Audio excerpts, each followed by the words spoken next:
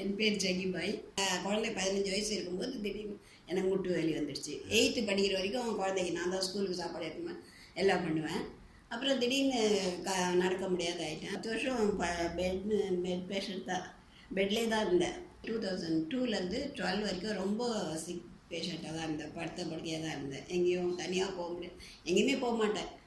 ஐயோ குழந்ை இல்லாத பிறந்து நம்ம இப்படி ஆகிட்டோமேனு அதே ஒரு பெரிய கவலையாக இருந்தது. அப்புறம் ஒரு ஃப்ரெண்டு மூலியமாக இந்த ஆஸ்பத்திரி கேள்விப்பட்டேன். வந்தேன். அப்போ சொன்னார் டாக்டர், உடனடியாக பண்ணால் நல்லது அப்படின்னு.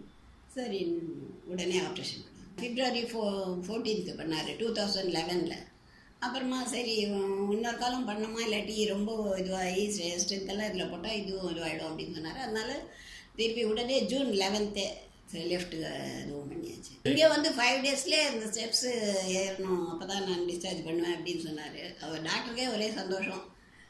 மண்டே பண்ணார், தேர்ஸ்டேவே நான் ஸ்டெப்ஸு 2 ஸ்டெப் ஏறி காமிச்சேன். எங்கள் பொண்ணு தான் ரொம்ப எனக்கு டாக்டருக்கு அடுத்தது எங்கள் பொண்ணு தான். ஃபுல் அண்ட் ஃபுல் என்னை பார்த்தீங்கன்னா எல்லாம் எங்கள் பொண்ணு தான். பொண்ணு உடனே எல்லாருக்கும் என்னை இதுவாக காமிக்கணும் சத்த. அவ்வளோ நாள் சிக்காக படுத்திருந்தேன்னா நான் எழுந்ததே அந்த மாதிரி ஒரு பெரிய சந்தோஷம். நானே எத்தனையோ பேஷண்ட்டை கூப்பிட்டு வந்துருக்கிறேன். என்னை பார்த்துட்டு யாருக்கு காலையில் இருந்தாலும் என்ன தான் நினச்சிப்பாங்க, நீங்கள் எங்கே போனீங்க அங்கே கூட்டிப்பாங்க. இப்போ லாஸ்ட் வீக் கூட ஒரு பேஷண்ட்டை கூப்பிட்டு வந்தேன். நான் எங்கே போனாலும் ஆட்டோ தான், கார் தான் அப்படி இருந்தது. இப்போ பஸ்ஸிலலாம் போகிறேன். வருஷத்துக்கு 2 தடவை திருப்பதிக்கெல்லாம் போவேன். மலை பொள்ளாச்சிக்கு போயிட்டு இப்போ மலையெல்லாம் ஏறணும். ரீசெண்டாக அத்திவரதர் போய் பார்த்துட்டு வந்தேன்.